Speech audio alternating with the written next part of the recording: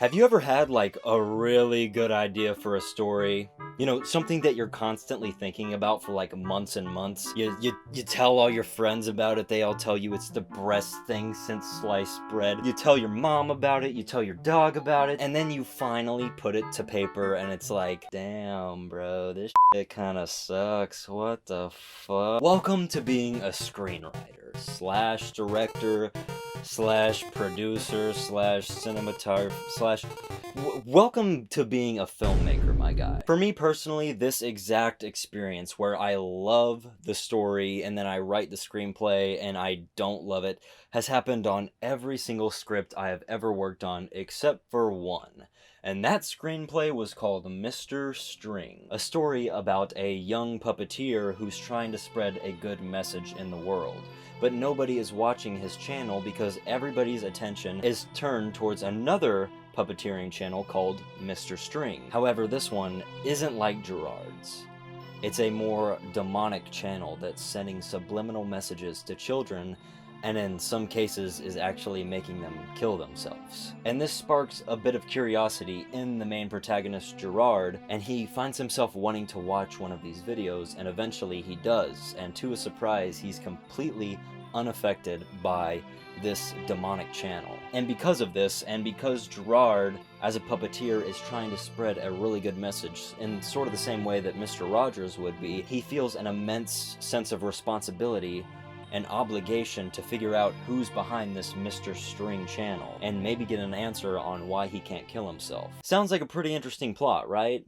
Yeah, Mr. String was a passion project of mine for the past 2 years. It was something that when I finally got the chance to make, I was going to stop at nothing to make sure it looked exactly how I wanted it to look. So, I ended up doing something really stupid. This past semester, I took a class called Advanced Film. I'm sure you can guess what the class entailed, but the big project in the class was that each and every student had to turn in their own individual film, and I thought it would be a good idea to bring Mr. String to life. Before I go any further into that, there's something you need to understand about filmmaking. When you are the director, writer, producer, casting director, everything happens on your time. You can spend days and days trying to perfect a scene. This is a big reason why indie films are so great nowadays, because these people have all the time in the world to craft an amazing movie, and they don't have anyone behind them telling them to pick up the pace, because a lot of these indie films are put into festivals, which means you can make a movie for 5 years, and then after 5 years you're like, yeah, I guess I'll release it to a festival, and then when the film gets picked up, then the studio can decide when it gets released. But it doesn't work like that when you work for the big corporations. To put it this way, take Justice League from back in 2017. If Justice League was an indie film, we would have only gotten the Snyder Cut and no other cut of the film at all. Because when Snyder stepped down after the tragedy happened, production would have completely stopped, and we would have never gotten the Justice League, or whatever y'all call it, to begin with. But the world doesn't work like that. These executives at Disney, at Warner, at Paramount, they have agendas. They have quotas to meet. Which means if your film needs to be released by the end of the fiscal year, and it's not finished, and it's about to be released, then you might be the director of the Fantastic Four remake, because your film is going to be half-baked and fucking raw! And this problem just does not apply to those smaller budget films because the people making the film are the ones running the show. So how does this apply to me? Well,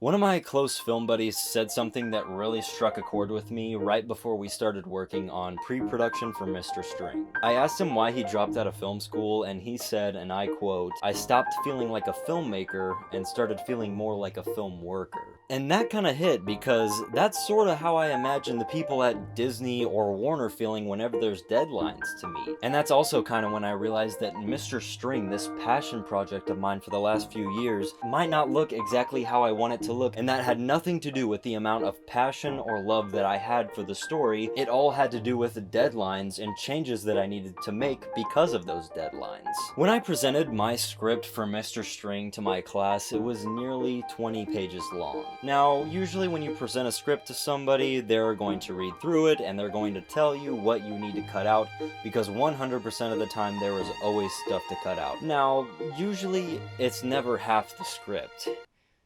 And yes, when I presented my script for Mr. String to my professor, he said, and I quote, "Cut it in half." Bang, bang, bang, bang, bang, click, click, click, click, reload, bang, bang, bang, bang, bang, bang. Hearing that instantly made me feel like that this passion project that I had been wanting to bring to life for so long wasn't going to get the treatment that it deserved, and that had nothing to do with my ability to write or direct. And can I just give a disclaimer real quick?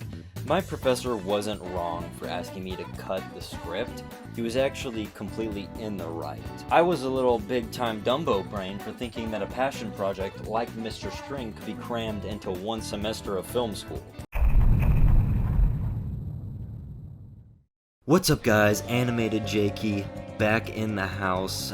So I completely forgot to film a little segment when I was recording. I just want to give a little disclaimer about Mr. String, because I've been talking a lot about Mr. String and all of it's been really bad, but the disclaimer is basically that I'm actually really proud of the film that we had. I'm proud of the performances in the film. I'm proud of the production overall. I just was expressing my frustration with not being able to make the 20-page script that I had originally wrote and having to literally cut it in half down to 9 pages. So that was it. I know it seems like I'm complaining that I hate my own creation. That's not what I'm doing here, but I wanted to pop back in and say that. So yeah, back to the video.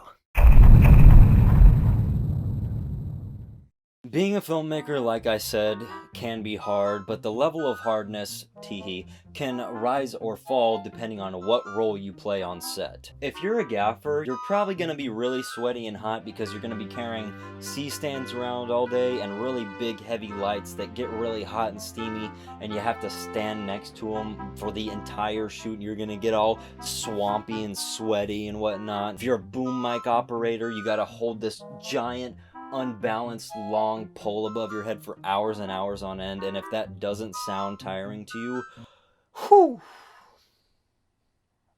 Being a filmmaker is a challenge of either the mind or body, but being a producer, it's both. And it's also a challenge of your will to exist. If you hadn't noticed, this chapter is called Things That Make Me Want to Die.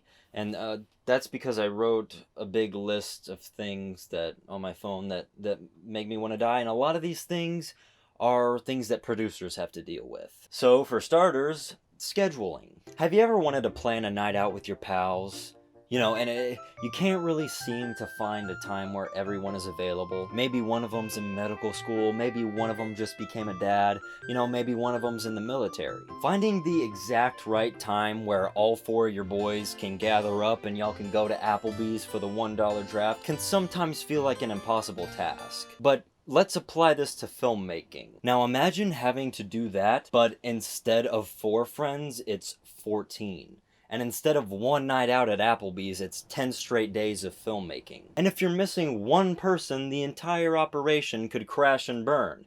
This is why you should never be a filmmaker. Next thing that makes me want to die. Finding people that are good at what they do. Now, this point can come off as a little bit douchey. I'm not necessarily talking about people that are experts at everything. I'm not saying that you need to find somebody that's an expert at acting or lighting or cinematography, but you do need to find people that know what they're doing in their respective fields. Timmy may be your best friend and super reliable and super convenient, but that doesn't mean that he's a grand thespian that will change cinema forever. If your best friend Timmy is an actor, hire Timmy to be in your film. If your best friend Timmy wants to be an actor but he works at the Home Depot, well, it's definitely a no from me, dog. Last thing that makes me want to die. It literally just says filmmaking, so yeah. Let this be a lesson for all you future filmmakers out there. If you have a good idea, a really good idea, you know, one that when you put it to paper, you don't go, oh, well, what the f*** is this shit, man? How the sickle am I gonna be the next Scorsese now? Keep that idea to yourself, and make it on your own time. Before I completed my reshoots for Mr. String, I watched an interview with Quentin Tarantino, who I'm absolutely gonna make a video about one day, but he was explaining one of his first experiences with filmmaking. It was before Pulp Fiction, before Reservoir Dogs, when he was still into short filmmaking, and he was talking about his experience with having to work every single weekday just to save up money so that on the weekends he could rent out equipment, and after months and months of repeating this process over and over again, he finally got his film back, and it looked nothing like what he wanted it to look like.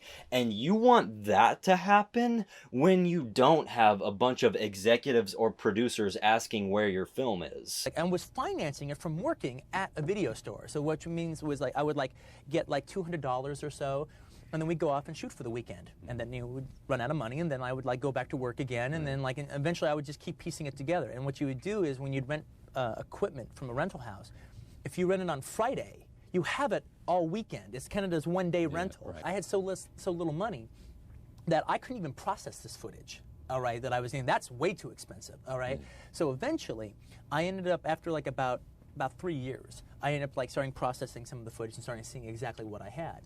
And guess what? What? I did not have at all what I thought I had. And that is really the main point of this video. Be a filmmaker first and a film worker second. Because if you're a filmmaker first, when that day finally does come when you're working for executives and they're on your ass about where your film is, you're gonna have the knowledge and experience you need to perform. And please, for the love of God, make as many films and write as many scripts as you possibly can. Stop waiting for that one perfect idea for you to make a film about. You have a ton of ideas. I know you have a ton of good little ideas that you can do, so just make those and stop waiting for your Mr. String, because when that finally does come along, you're gonna have no knowledge, no experience, you're not gonna be good with equipment, and you're gonna look like me when I was on my first film shoot. Filmmaking is not easy. And being a good filmmaker with no money is damn near impossible. But go back and watch the first few videos on my channel. When I made those, I thought they were, yeah, the best thing since sliced bread. And that's because all I had to compare them to was the old videos that I made, which none of you have seen, and I deleted most of them. But look at my videos now. I don't think they're anywhere near perfect, but I would say that they're better than what I started with. And I started to get better with my craft by just making videos. I was never gonna make perfection right out of the gate, and to be honest, neither are you. There's still so much I could talk about. I didn't even get into the process of actual filmmaking, like pre-production, editing. Oh my gosh, I didn't even talk about editing.